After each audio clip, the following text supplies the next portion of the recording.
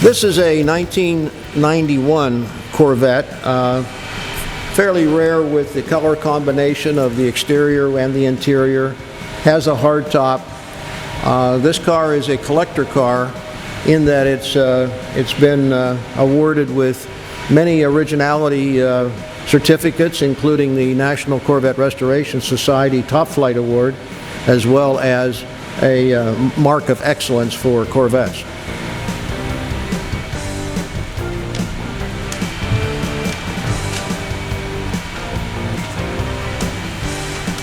So not many people ordered them, yellow and brown?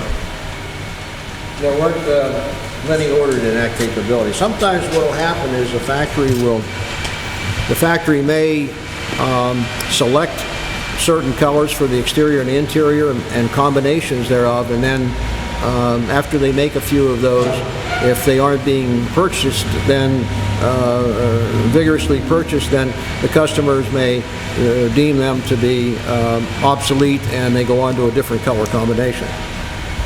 See, I like this. This is like the peanut butter M&M's color. Yeah. It reminds me of the peanut M&M's. That's what it is.